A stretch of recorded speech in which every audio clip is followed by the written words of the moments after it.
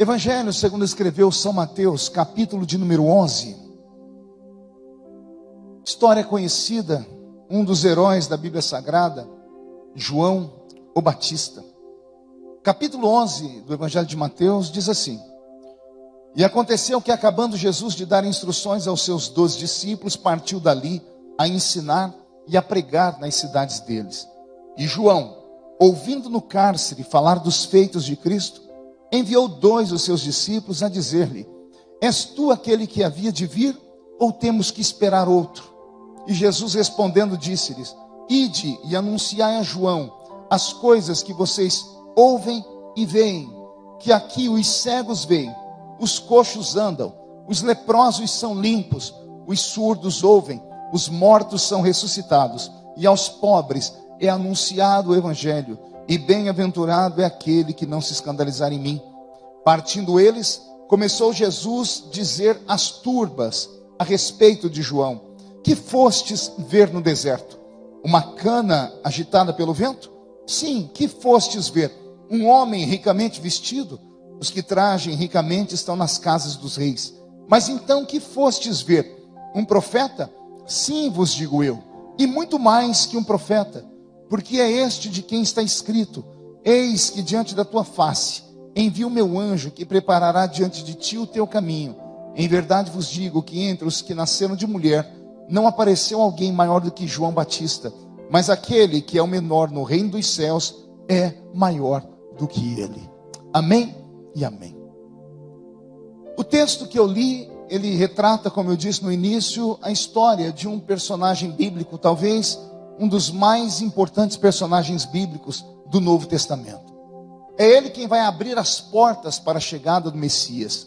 É ele quem vai quebrar o silêncio de 400 anos em que Deus ficara sem falar com o povo hebreu, em que Deus ficara sem falar com a sua nação eleita, santa, zelosa e de boas obras.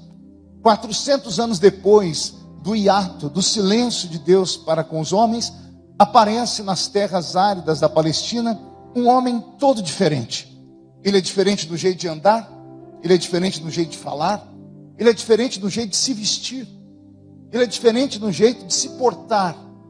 As pessoas olhavam para ele e não viam um ser humano normal, nem moderno para aquele tempo. Eles olhavam para ele e viam um Neandertal, um homem das cavernas, porque era o único homem do seu tempo que usava uma roupa feita de pelo de animal. Imagine que lá naquela terra o calor é extremamente violento e já haviam roupas de pano, e as roupas de pano eram mais leves, absorviam menos o calor, e quem mora no meio do deserto sabe que o calor ele pode chegar a criar no ser humano até câncer de pele. Então inventaram um pano, mas esse cidadão andava pelas ruas daquela terra, vindo lá do meio do deserto, usando uma roupa feita de pelo de animal. Não bastasse usar uma roupa feita de pelo de animal, ele não tem o seu cabelo cortado, ele não tem a sua barba cortada, porque ele era um nazireu, escolhido de Deus antes do seu nascimento. A Bíblia Sagrada toda vai contar para nós a história de 3 nazireus apenas. Um deles é Sansão, o outro é João Batista e por último, Jesus Cristo, nosso Senhor. Por isso, nas imagens pintadas, nas figuras feitas pelos homens, aparece lá Jesus com o cabelo comprido, com a sua barba comprida, por ser ele um nazireu de Deus. Pois bem, esse homem que vive desta forma, que usa essa roupa diferente, que tem uma aparência diferente, foi criado pelos beduínos. Os beduínos, os homens, os moradores do deserto. E lá no alto das montanhas, a sua comida era extremamente racionada. E a Bíblia diz que a alimentação dele era a base de gafanhotos e de mel silvestre. Tudo isso estava envolto no manto de mistério, porque esse João Batista é a voz do que clama no deserto. É aquele que vai romper com um silêncio de 400 anos. É o que vai preparar a vida do Messias, aquele que salvaria não apenas Israel, mas toda a raça humana dos seus pecados. Jesus Cristo, no texto que eu li aqui, disse que entre os nascidos de mulher não havia ninguém maior do que João o Batista. Vou repetir, pastor Gabriel. Entre os nascidos de mulher não havia ninguém maior do que esse que vinha preparar o seu caminho, que era João o Batista. Uma vez, tentando estudar isso e tentando entender o que Jesus estava falando, eu cheguei às conclusões pelas quais Jesus dizia isso. João foi o maior nascido entre mulheres porque, primeiro, foi escolhido pelo próprio Deus para um nascimento extremamente divino. Sua mãe era estéril, já era velha, tão velho também era o seu pai.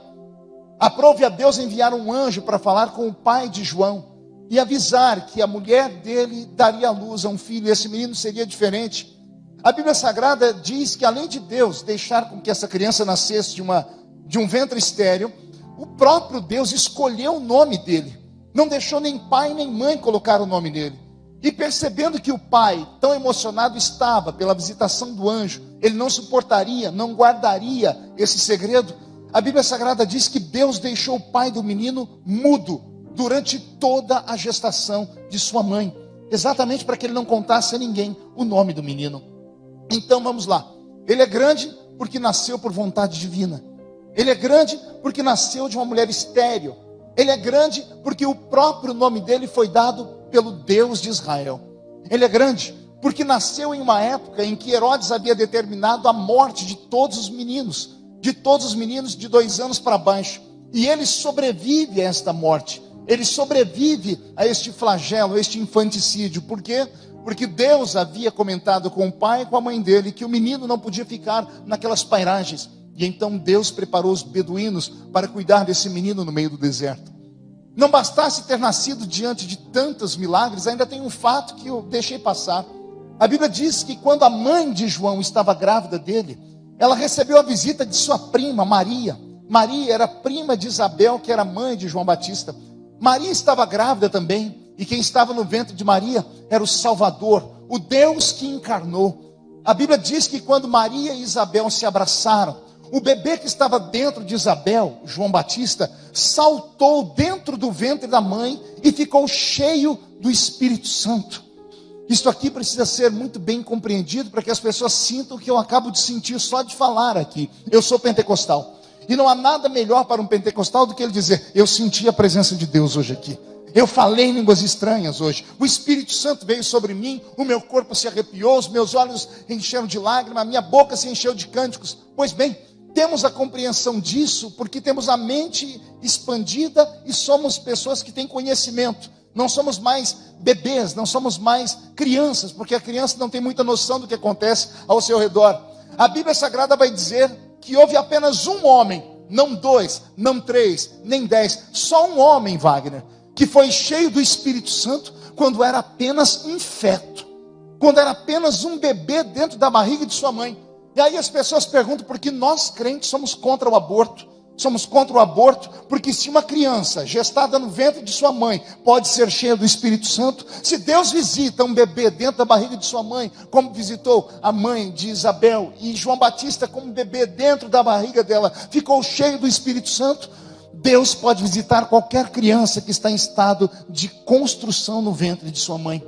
Então veja, ele é grande porque foi escolhido por Deus para nascer. Ele é grande porque ele nasce de uma mulher estéril. Ele é grande porque ele foi cheio do Espírito Santo no ventre da sua mãe. Ele é grande porque nasce através de uma revelação divina. Ele é grande porque o seu pai ficou mudo por 9 meses por um ato de milagre. Ele é grande porque foi protegido da morte de Herodes, que foi o grande infante da humanidade ao lado de Faraó. Ele é grande porque quando é livre da morte, ele vai ser criado pelos beduínos e até na sua dieta, Deus interfere. Deus dá para ele uma dieta diferente de todos os homens do seu tempo, gafanhoto e mel silvestre. Ele é grande porque não passa sobre a sua cabeça, nem sobre a sua barba a navalha. Ele é grande porque Deus foi aquele que construiu a sua roupa, ou seja, Deus foi o alfaiate desse homem. E quem conhece a Bíblia toda sabe que só houve mais um homem em quem Deus interferiu na sua vestimenta. Está no Velho Testamento, a história do profeta Elias. A Bíblia diz que Elias era reconhecido pela roupa que ele usava, e a roupa dele também era feita de pelo de animal. Então temos na Bíblia 2 profetas apenas que Deus vestiu, Elias e João o Batista. Sendo ele tão grande assim, o Senhor o leva para dentro de Jerusalém. E ao chegar em Jerusalém, ao abrir a sua boca, uma pregação simples, mas tomada de graça e de unção e de verdade, e mais, de coragem, porque ele aponta o defeito daquela geração. Ele chama aquela geração ao arrependimento. Ele não tem a sua língua presa, pelo contrário, ele tem coragem de falar até ao grande Herodes, que governava aquela província de Israel, que estava subjugada por Roma. Um homem que não tem medo da política, um homem que não tem medo das pessoas o lixarem, só pode ser chamado de um grande profeta. Ele é grande por tudo isso. E por causa desses feitos, a Bíblia diz que Jesus Cristo falou: entre os nascidos de mulher, não tem ninguém como João o Batista. Eu acredito que, dando esses argumentos, todos que estão me ouvindo devem concordar que João era diferente. Por isso tinha Jesus motivos de sobra para dizer que ele era um homem nascido pela vontade de Deus e o maior nascido entre mulheres. Você deve estar se perguntando: pastor, o senhor está falando da biografia dele para exaltá-lo? Não. Somente para mostrar para você que mesmo os grandes, mesmo aqueles que são escolhidos por Deus para uma missão extremamente importante, mesmo aqueles que nascem envoltos em milagres, mesmo aqueles que já pisaram no santo dos santos, não estão blindados da dúvida, não estão blindados do sofrimento, não estão blindados das perseguições, não estão blindados de passarem por vales, e às vezes no meio dos vales, olhar para trás, para frente, os lados, para o céu, e terminar com o joelho cravado no chão, perguntando: Deus meu, por que me abandonaste? Por que eu estou falando isso? Porque no capítulo 11 de Mateus, onde eu li, a Bíblia diz que esse homem chamado João vai ser preso. E a pergunta que fica é: como é que alguém prende um homem que um dia colocou o dedo no nariz do imperador, que colocou o dedo no nariz do rei de Israel, dizendo: esta mulher que está do seu lado não é sua mulher, ela é mulher do seu irmão, e você está em pecado, trazendo sobre a nação de Israel o peso da mão divina. A Bíblia diz que quando João falou isso para Herodes, Herodes não teve coragem de tocar nele, porque a multidão de Israel tinha João como profeta. Ora, um homem que enfrenta o imperador, que enfrenta o rei, que enfrenta as multidões, só pode ser chamado de semideus, só pode ser chamado de super-herói. Era esse João, a exemplo dos super-heróis modernos, que usa uma roupa diferente que chama atenção, que tem uma aparência diferente que chama atenção. Esse João é o herói que aparece em Israel. Todos os que seguiam ele não eram poucos. A história vai nos dizer que ele construiu uma igreja, não física, mas uma igreja espiritual na beira do Rio Jordão, onde todos os dias ele e os discípulos dele batizavam cerca de 5.000 pessoas diariamente. Diariamente a pregação dele era ouvida e reverberada, e não eram pregações como essas que eu estou fazendo aqui, com começo, meio e fim. Não havia tempo para isso. As pregações dele eram frases que não entravam só no ouvido, desciam para o coração e ativavam a lei moral interior do ser humano, fazendo o ser humano reconhecer que estava errado. A pregação dele era assim: raça de víbora, quem vos ensinou a fugir da ira de Deus? A pregação dele era essa, de colocar o dedo na ferida das pessoas e fazê-las sentir dor, para que pudessem se arrepender dos seus míseros pecados. Levando as pessoas à beira do Rio Jordão, ele trazia elas à sua consciência, e no Rio Jordão, João conseguia nivelar as pessoas, ricos e pobres, grandes e pequenos, plebeus ou da alta corte. Todos que paravam para ouvir João eram nivelados, e ele não media as palavras para dizer: venha cá, doutora, ou venha cá, seu pobre. Ele chamava todos: venha cá, raça de víbora, para que você seja batizada e seja perdoados os seus pecados. Era ele gritando: arrependei-vos, porque é chegado o reino de Deus sobre a terra. E as multidões afluíam para ouvir aquele profeta. Eu abro aqui um parênteses para dizer que nesses tempos de pandemia, talvez o que falta nos púlpitos das nossas igrejas, e até mesmo nesses cultos online, sejam pessoas que falem a verdade. Sejam pessoas que não falem somente aquilo que as pessoas querem ouvir, mas que falem aquilo que as pessoas precisam ouvir. Pessoas que não venham apenas concordar com os nossos erros, com os nossos pecadinhos de estimação, mas que venham trazer luz aos nossos olhos, dizendo: não é desse jeito, o caminho não é assim. Jesus não vem buscar uma igreja de qualquer maneira. Não basta estar na igreja com o corpo presente apenas durante o culto, e durante a semana toda agir como se fosse um ímpio, ao ponto das pessoas que estão do seu lado, no seu trabalho, na escola, não sabem que você é cristão. Dia desse eu estava com o presidente da República, e falando com ele sobre nomes de pessoas que trabalham no governo, ele me falou: fulano de tal é cristão. Eu disse: presidente, com todo respeito, eu conheço essa pessoa há mais de 9 anos, porque eu estou em Brasília há 12.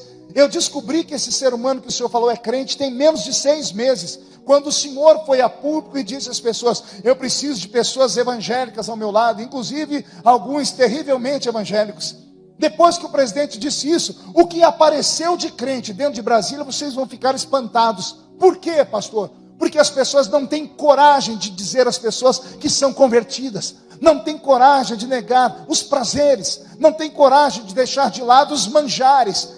Alguns acabam sendo cristãos por conveniência, e não é esse tipo de crente que Jesus Cristo vem buscar. Desde a minha infância, eu me lembro que pregava uma mensagem, e o Senhor me trouxe a memória aqui agora. Veja se isso não toca a sua mente. Eu dizia, eu prego para 2 igrejas que estão no mesmo lugar. Uma é a igreja militante, e a outra é a igreja triunfante. A igreja militante é composta de milhões e milhões de seres humanos ao redor dos quadrantes do planeta Terra.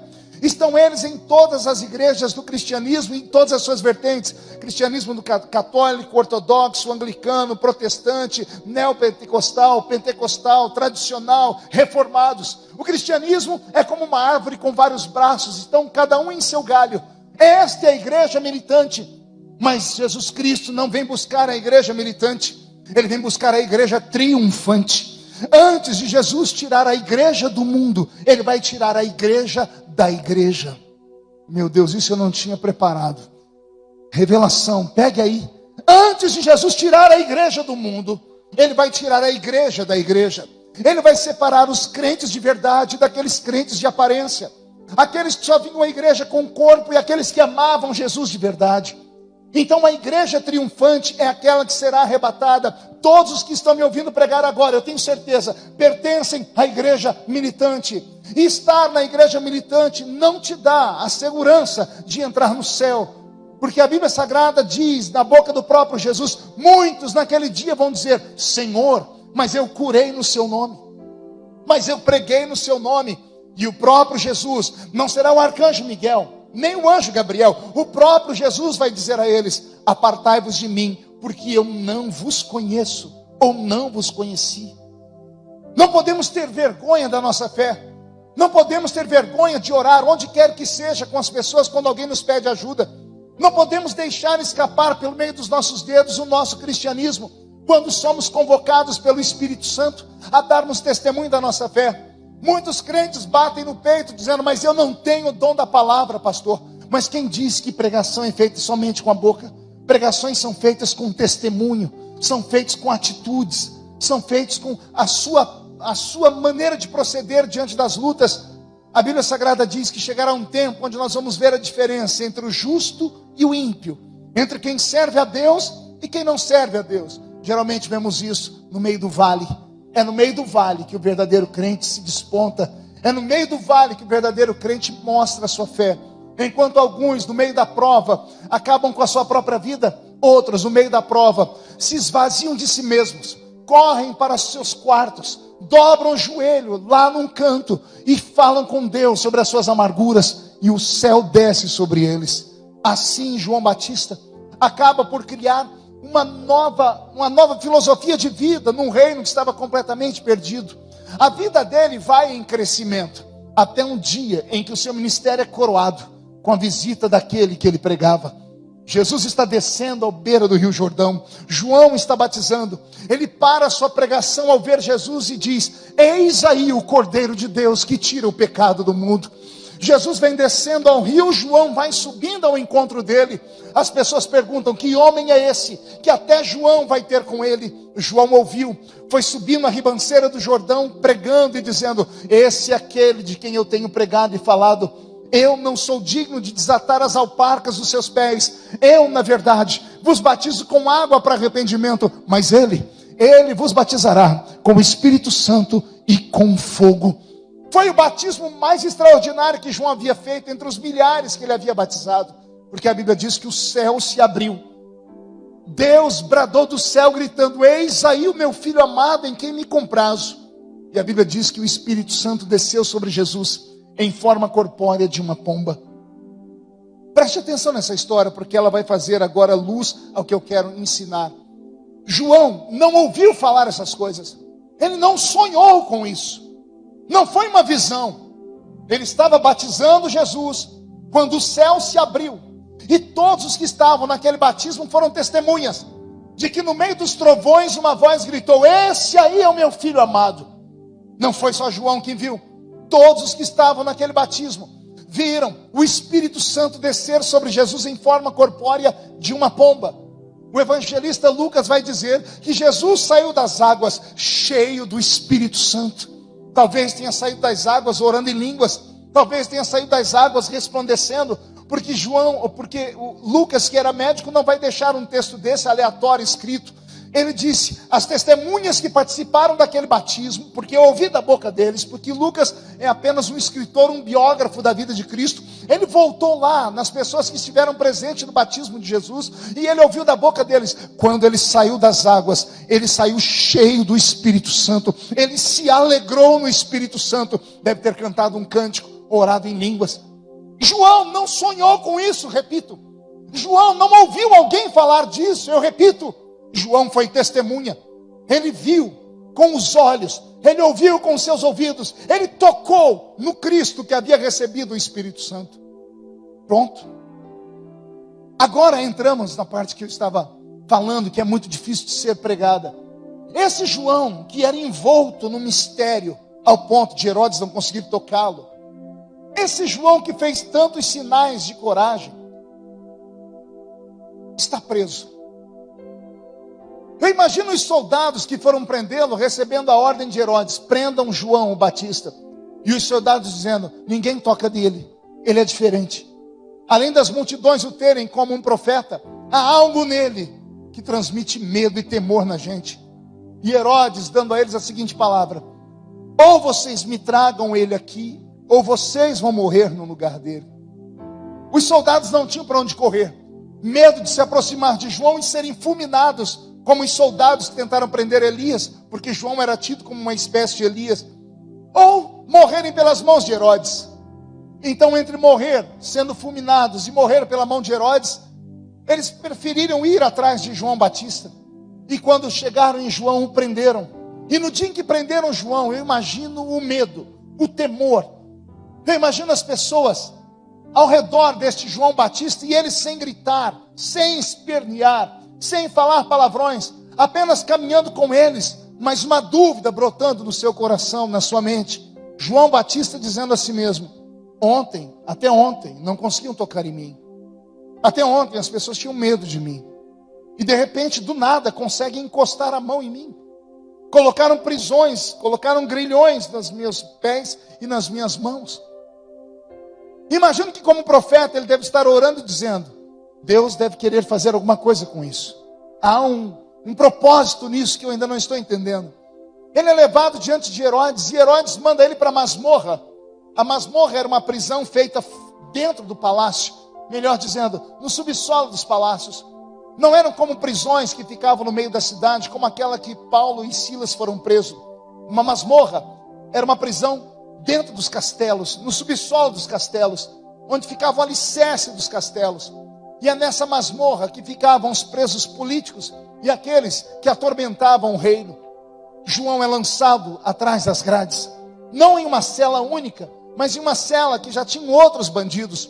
Os bandidos, quando percebem a entrada dele, imagino eles se escorando pelas paredes, porque todos, mesmo quem nunca tinha visto João, já ouviram falar dele. E a roupa dele denunciava ele. O cabelo comprido denunciava ele. A barba comprida denunciava ele. A roupa feita de pelo de animal denunciava ele. Quando João é colocado naquela cela, os demais presos, com medo e temor, devem ter se afastado. João vai para um canto, senta. Na mente dele, estou tentando pensar como pensava o profeta. Deus me colocou aqui e já já um milagre vai acontecer. Porque é isso que o crente espera quando ele está sendo provado. É isso que nós esperamos quando as coisas não dão certo. Esperamos o agir de Deus. Vamos para o monte, subimos e descemos. Ligamos para os profetas que temos na nossa agenda. Pedimos às pessoas que são crentes há mais tempo que orem por nós. Empreendemos vigílias. Fazemos jejuns. Tudo isso na expectativa de que o milagre venha acontecer. Eu imagino que João fez isso. A primeira noite na prisão deve ter feito como que ele tenha feito uma vigília, esperando a visitação de um anjo. O anjo que não veio. Ao acordar de manhã, servem um café para ele. E João diz, não, vou jejuar, porque Deus tem um propósito nisso. E o velho profeta jejua. E ele espera que no final do dia, o jejum toque Deus e Deus quebre o silêncio. E Deus não quebra o silêncio. Passa-se o segundo dia, mais uma vigília, mais um jejum. O terceiro dia, mais uma vigília, mais um jejum. E Deus não vem. E os anjos não descem. E o céu não se abre. E o vento não sopra. E o fogo não cai. E a unção não é sentida. E de repente, o homem que divide o mundo antigo com o mundo novo, que dá abertura ao Novo Testamento, a voz do que clama no deserto, o profeta que sai do silêncio, aquele que prepara o caminho de Cristo, o maior homem nascido entre mulheres, se vê sozinho. E essa solidão durou um bom tempo. Eu sempre tento calcular 30 dias, um mês, porque um mês ele é muito profético, né? Começa-se um ciclo, encerra-se o ciclo. Quem tem que pagar, paga. Quem tem que receber, recebe. Eu sempre costumo dizer que foram 30 dias. 30 dias no cárcere. 30 dias atrás das grades. 30 dias de silêncio de Deus. 30 dias sem visitação de anjo. 30 dias sem sinais. E 30 dias depois, sabe Deus de quantos jejuns, de quantas vigílias, de quantas orações. 30 dias depois, João recebe a sua primeira visita. E as visitas que entram ali não eram anjos, não eram arcanjos, nem querubins e nem serafins. Não eram parentes. Quem entra ali são 2 discípulos dele. Memorize 2, porque agora atrás eu disse que ele tinha um colégio com 200 discípulos. 198 deles apostataram da fé, correram pelo meio dos vales, rasgaram a carteira de membros da congregação do Jordão. 198 discípulos que, enquanto João estava no auge, enquanto era o cara, enquanto colocava o dedo no nariz de Herodes, enquanto tinha força, enquanto tinha fama, todos diziam, sou membro da igreja do João, sou membro da igreja do Jordão, sou membro do profeta, sou discípulo da igreja dele, sou obreiro dele.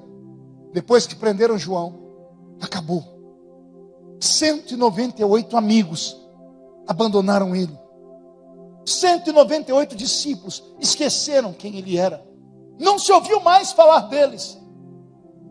Você deve se lembrar que um dia Jesus estava com os discípulos e os discípulos de Jesus sentiam inveja dos discípulos de João. Alguém lembra disso?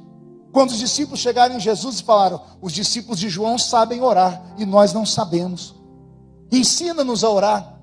E aí Jesus vai dizer a eles, ora, por que vocês precisam orar se eu estou convosco? E aí que Jesus ensina a oração do Pai Nosso. Os discípulos de João oravam em praça pública, porque estavam amparados por um profeta que ninguém tocava nele. Mas bastou aquele invólucro divino, aleluia. Bastou aquela armadura espiritual. Bastou aquela proteção angelical sumir, para que todos que estavam ao lado dele o abandonarem. Quantas pessoas estão me assistindo agora e ouvindo pelas mídias sociais, e mesmo aqui dentro, que já tiveram essa triste experiência, que você vale para as pessoas aquilo que você tem no bolso, ou que você vale para as pessoas o seu momento de fama e de glória. Bastou você ficar doente, bastou você perder o emprego, bastou você perder a fama, bastou o contrato ser quebrado, bastou você perder tudo, para as pessoas te abandonarem e te deixarem. Foi exatamente isso que fizeram com João o Batista.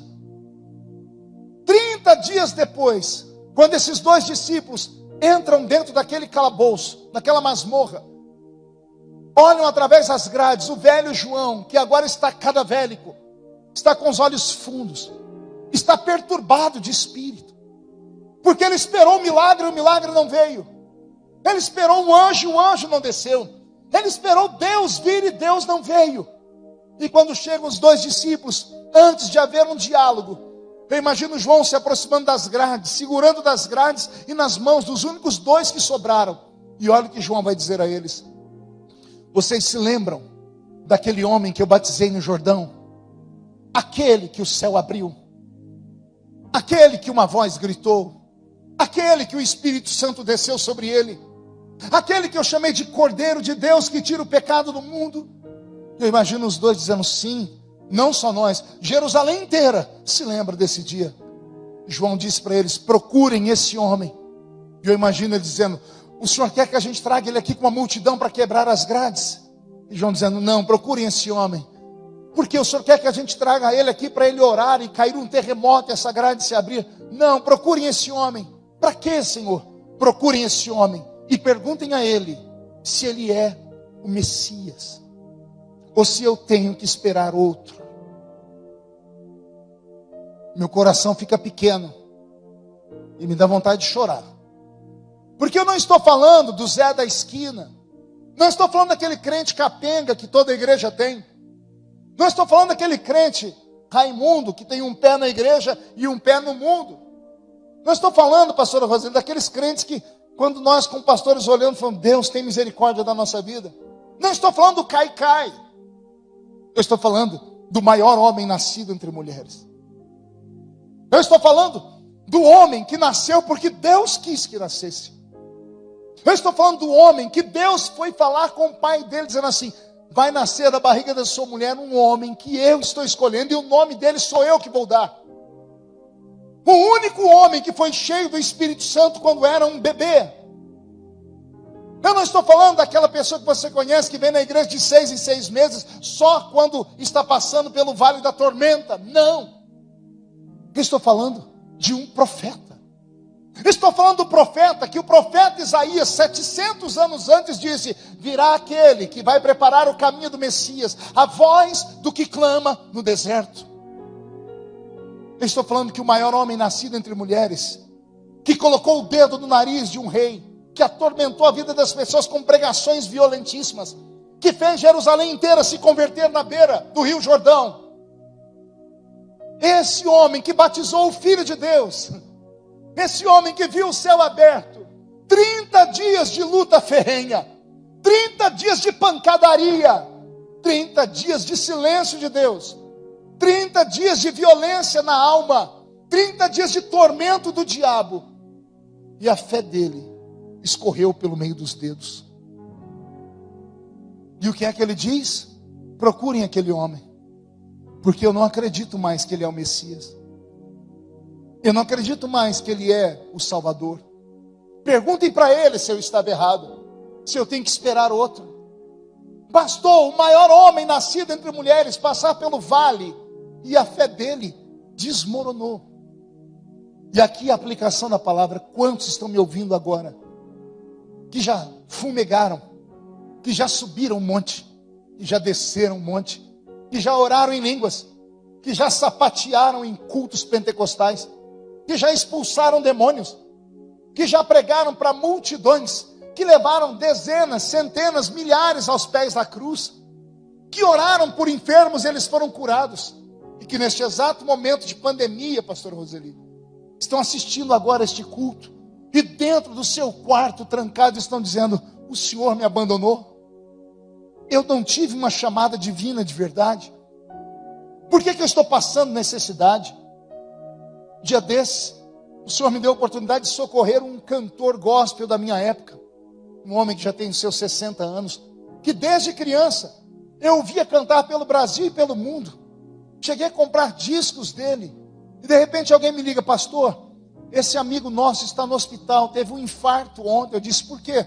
Porque ele, 90 dias sem cantar, nesta pandemia, não se preparou antes, não conseguiu comprar uma casa para sua família. Ele viu a sua família toda começar a passar necessidade, não tinha um aluguel, e veio a ação do despejo, a notícia que ele seria despejado, e ele infartou, foi parar no hospital. E ele dentro do hospital, ficando questionando: Deus, eu fui um maluco? Eu fui um aventureiro? Será que o Senhor não me chamou, não me vocacionou? Igual a esses Eu imagino quantos estão agora, neste momento de luta, de dor, onde as portas estão cerradas, fechadas. Aqui em Orlândia, quantas igrejas fecharam as portas? Quantos pastores foram enviados para o campo missionário e estão abandonados, porque nesse momento não têm o que comer, não têm o que vestir. Estão agora usando o resto que tem, a gotinha de azeite na botija com seu telefone ligado, ouvindo esse pregador falar agora. E o Senhor me manda te dizer, aguenta.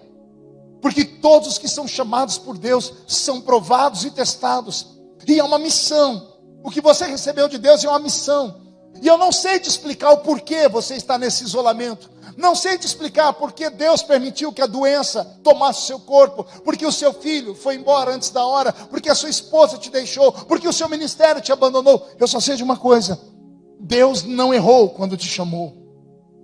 As coisas não estão acontecendo aleatoriamente. Tudo isso estava escrito lá no livro de Deus. E se Deus te chamou para esse momento é porque Ele sabia que você ia aguentar o tranco. Ter dúvidas não é pecado. Ter dúvidas quanto à sua chamada não é errado. Não é errado se decepcionar. Quantos já se decepcionaram com Deus? Quantos estão aqui, já se questionaram, ou já oraram e falaram, por que o Senhor não podia ter feito assim ou assado? E Deus, quando nós mais precisamos, vem Ele e se cala. Eu tenho uma pregação onde eu questiono, o que dói mais? Quando Deus puxa a nossa orelha, ou quando Ele fica em silêncio? O que dói mais? O silêncio ou a correção? E por que isso acontece? Não sei te explicar. Eu só sei que tudo está no controle da mão dEle. E eu estou aqui apenas como um soldado de patente mais alta, que já passou por muitos vales na vida, e estou aqui com a minha vida para testificar. É possível passar pelo vale e sobreviver. Mas eu conheço gente que passou e não sobreviveu, e foi embora. E nós, como seres humanos, não podemos atacar nem acusar ninguém. Devemos apenas olhar e orar. Se puder estender a mão, estenda. Se puder repartir, reparta. Se puder socorrer, socorra. Só não murmure. Só não diga, Deus não existe. Só não venha dizer hoje aqui, no meio desta palavra em que eu estou pregando, que Deus não te vê mais. Deus, eu sempre prego e vou continuar pregando até Jesus voltar ou até eu morrer. Deus fecha os lábios, mas Ele nunca fecha os ouvidos. Deus fecha os lábios, mas Ele nunca fecha os olhos. Ele não perdeu você de vista. E Ele não parou de te ouvir. E aí eu me apego à palavra, porque a palavra diz assim, Deus não dá uma luta maior do que aquela que nós podemos suportar. Vou repetir, Deus não prova o homem ou a mulher além das suas forças. Se você está passando por esse vale, é porque você tem força para atravessar ele. Deus não é injusto. Eu só sei que lá na frente, não hoje, não agora, mas lá na frente nós vamos entender o porquê de tanta luta, de tanta dor e de tanto sofrimento. O maior homem nascido de mulher, 30 dias no cárcere, e a sua fé se esgotou. E esses dois discípulos de João vão ao encontro de Cristo. Chegam tão esbaforidos no meio do culto, que os discípulos de Jesus são obrigados a parar, a atrapalhar Jesus pregando, para entregar um bilhetinho, ó, tem 2 discípulos de João aí. Jesus tinha João em tanta autoestima que ele parou a pregação e chamou os 2 moços. E deu oportunidade a eles. E os moços estavam tão aflitos, que ao invés de chamarem Jesus num canto, falaram bem alto, e a multidão que estava com Jesus ouviu eles falar. E olha o que eles dizem: João nos mandou aqui para perguntar se tu és o Messias, ou se virá outro. Esta palavra perturbou a multidão, tanto que no texto que eu li, a Bíblia vai chamar de turba.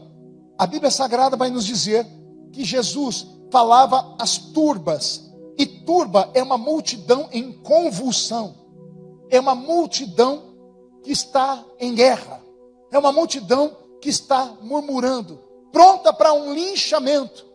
Quando aqueles homens e mulheres que ouviam Jesus, ouviram os discípulos de João falar, João está em dúvida de que o Senhor é o Messias, eles olharam para o chão e pegaram pedaços de pedras e madeiras, prontos para atacarem Jesus, porque João era um profeta. E se eles estão duvidando, se João está duvidando de Jesus, imagine os mortais. Eles estão prontos para tirar pedras e paus em Jesus, quando Jesus, num ato instantâneo, estende a mão sobre a multidão e começa a operar milagres. E as pessoas começam a ser curadas. E enquanto elas estão ficando maravilhadas com os milagres, Jesus olha para aqueles dois discípulos e diz: voltem e digam para João o que vocês estão vendo e o que vocês estão ouvindo, que aqui o cego vê, o surdo ouve, o morto ressuscita, o evangelho é anunciado aos pobres. Os discípulos de João voltam maravilhados para encher João de fé de novo. E Jesus está olhando para aquela multidão, a multidão que estava com pedaços de pedras e paus nas mãos. Agora vem os milagres e começa a jogar as pedras e os paus longe, e começa a murmurar dizendo assim: João, eu ouvi dizer que ele foi preso. Também, onde tem fogo, ou onde tem fumaça, tem fogo. A boca miúda, as pessoas que estavam prontas para matar em nome de João, depois de ver o milagre e falar ele é o Messias, começaram a murmurar de João, começaram a chamar ele de fraco. Quando Jesus viu aquilo, Jesus ergueu a voz e disse assim: ei, quando vocês foram ter com João, o que vocês esperavam ver? O que vocês esperavam ver? Um homem vestido com vestes magníficas? Esses são os reis. O que vocês esperavam ver? João é só um caniço do deserto. E quando Jesus diz que João é como uma cana do deserto, e um dia que eu estudei sobre isso, eu fiquei muito emocionado, porque a cana do deserto ela é muito parecida com bambu. Bambu aqui no Brasil, já viram uma torceira de bambu? As raízes são entrelaçadas e do meio das raízes saem vários bambus. E o bambu tem uma qualidade, né? Quando o vento bate sobre ele, ele chega a cantar. O bambu chega a tombar, mas quando o vento passa, olha o bambu ficando de pé de novo. E quando o bambu fica de pé novamente, ninguém que passou por ali antes falou assim: como pode essa árvore tombar e de repente estar de pé mais uma vez? Só que o caniço do deserto, ele é diferente. Ele é diferente porque ele é um bambu que nasce no meio da areia. E quando vem tempestades de areia no deserto, a tempestade de areia com vento em uma velocidade grande, além de fazer o bambu ir tombando, vai arrancando lascas. Vocês já viram vidro jateado de areia? O vidro que tinha brilho, quando se joga o jato de areia, vai arrancando lascas do vidro e ele fica embaçado. Imagine isso em uma madeira. Jatos de areia batendo sobre o bambu do deserto. Ele não apenas tomba, ele tomba com pedaços arrancados. E ele não apenas tomba com pedaços arrancados. O vento traz areia, e a areia que vai batendo sobre ele, vai enterrando o bambu. E quem passou de manhã, viu uma torceira de bambu no deserto de pé. E quem passou de tarde, não vê mais o bambu, porque ele está enterrado na areia. Então Jesus está dizendo: João é só um caniço do deserto, que eu faço nascer onde não pode nascer nada, que eu coloco de pé, e agora vem vocês com as suas línguas ferinas falando dele, e vai arrancando pedaços dele, e vai deitando ele ao ponto dele estar sepultado. Só que o caniço do deserto, ele nos surpreende. A pessoa que passou hoje, viu enterrado, amanhã está enterrado, daqui uma semana, um mês, continua enterrado. De repente o vento que foi, volta. E o vento que foi derrubando, volta limpando a areia. E de repente, o pedacinho de bambu que está enterrado há 30 dias começa a aparecer. E daqui a pouco ele vai se erguendo. E daqui a pouco ele está de pé, parecendo um zumbi, todo com suas lascas arrancadas. E aí vem o mormaço da terra, vem o efeito do sereno da noite, e o bambu começa a criar vida. E quem passou 30 dias depois olhou e disse: mas não tinha morrido esse bambu, não estava sepultado, agora está de pé e está ressuscitado. Olha o que Jesus está falando: João é só um caniço do deserto. Ele pode estar sepultado agora, ele pode ter pedaços dele ter sido arrancado, mas a qualquer momento eu posso reerguê-lo e colocá-lo de pé. Glórias a Deus por isso. E depois de Jesus dizer isso, então ele solta a sua frase: entre os nascidos de mulher, não tem ninguém igual a João Batista. Mas tem uma mensagem aqui, irmã Hilda, que ela mexe comigo, ela está no meio das entrelinhas. Jesus está dizendo assim àquele povo: o homem faz para vocês 99 coisas boas, vocês o aplaudem. Basta ele fazer uma coisa errada e vocês o condenam. 99 coisas boas e ele é um anjo. Basta fazer uma coisa errada para ele virar um demônio. Bastou João ficar com dúvidas de mim e vocês queriam me apedrejar. Bastou eu fazer um milagre para vocês murmurarem de João. Maldito é o homem que se ilude com o grito do povo. Porque o mesmo povo que gritou para Jesus quando ele entra em Jerusalém, Hosanas, Hosanas, que jogavam plantas para que ele e o burrinho onde ele estava sentado pisassem. O mesmo povo que queria tocar nele, mais tarde vai dizer, crucificam, crucificam. Maldito é o homem que se ilude com os aplausos humanos. Por isso eu tenho uma palavra de Deus para você. Não se importe muito com aquilo que as pessoas pensam a seu respeito. Se importe com aquilo que Deus pensa a seu respeito. Porque o homem muda de opinião muito rápido. O Neymar faz um gol, de repente vira um herói. Passa 2 jogos sem fazer gol, vira meme na internet. O ator faz um filme grandioso e o filme explode, as pessoas aplaudem. Faz ele um filme que não presta e cai no ostracismo. Seres humanos são assim, mas Deus não. A balança de Deus é justa.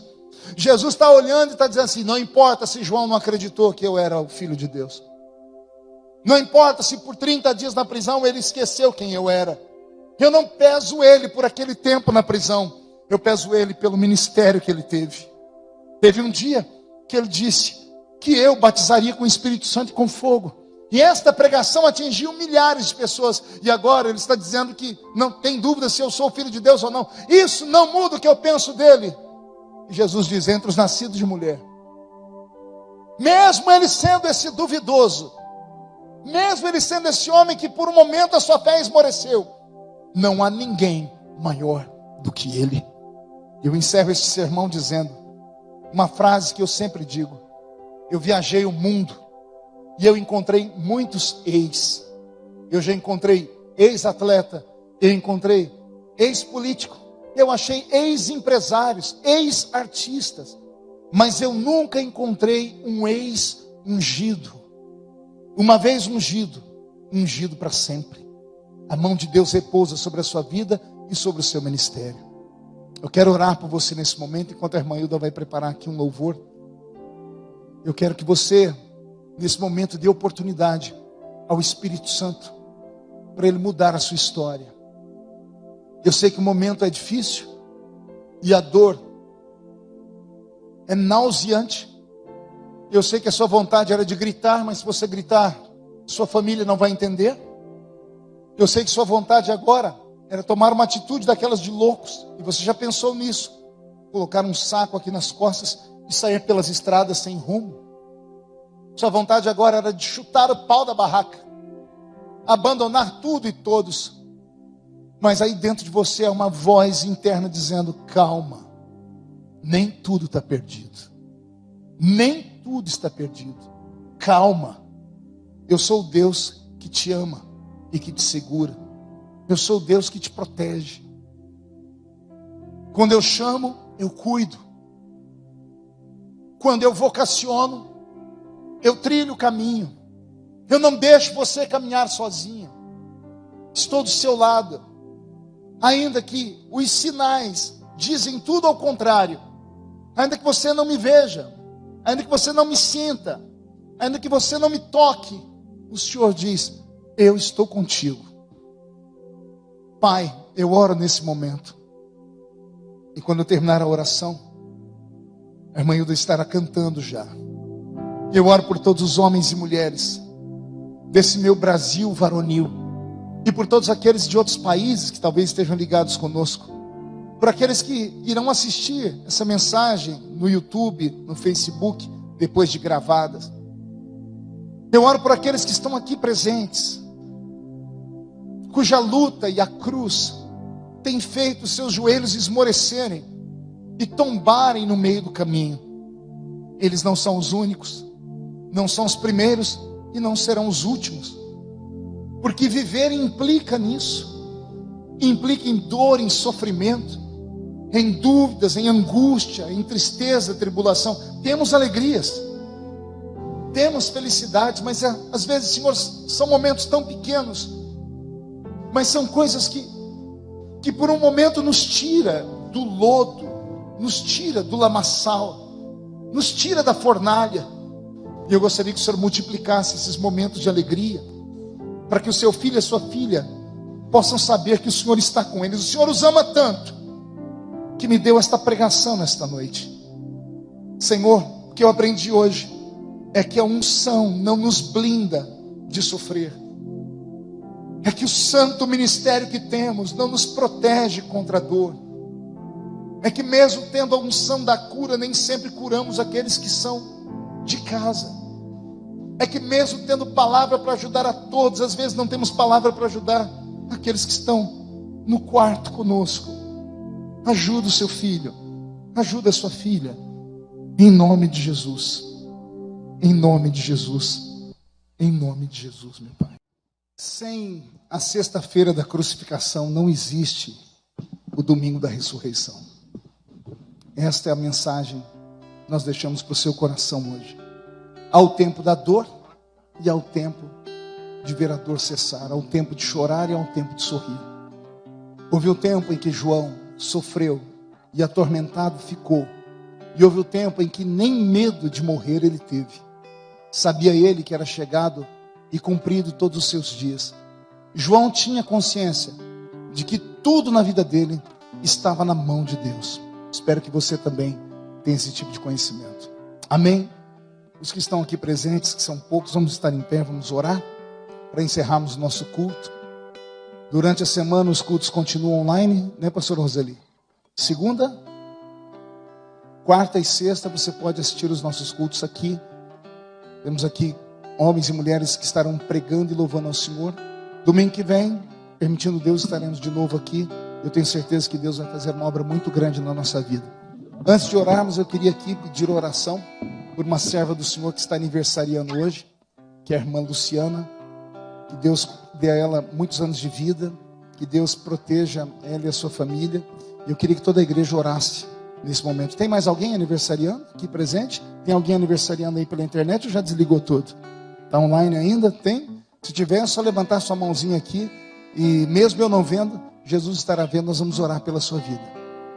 Pai, nós te damos graça por essa reunião e por esse culto. Te damos graça pela vida dos seus filhos e das suas filhas que estão aniversariando. Em especial a irmã Luciana, que está aniversariando, Pai. E é o primeiro aniversário dela na sua presença. É o primeiro aniversário dela como nova criatura. É o primeiro aniversário dela como convertida ao Evangelho de Cristo. Que o Senhor a surpreenda, que o Senhor a abençoe, que o Senhor dê a ela o presente que o dinheiro não pode comprar, que a paz, a saúde, a felicidade e a família sempre unida ao redor da mesa e a fé que nunca há de esmorecer. Assim como eu oro por ela, oro por todos os demais que estão aniversariando ao redor do mundo, que o Senhor visite os seus filhos e coloque paz na alma deles e esperança de que esse tempo de pandemia vai passar. Nós te agradecemos por esse culto, por todos aqueles que estiveram ligados conosco. E no encerramento deste culto, Pai, nós vamos trazer no altar ou pela internet os nossos dízimos, os nossos sacrifícios e as nossas ofertas, para que a sua obra seja sempre mantida de pé. Pai, eu abençoo o seu povo em nome de Jesus. Amém? Que o grande amor de Deus, a graça de nosso Senhor e Salvador Jesus Cristo, as doces e sempre eternas consolações do meio Espírito Santo, seja com todos, hoje e sempre. E todos digam amém. Deus abençoe todos vocês.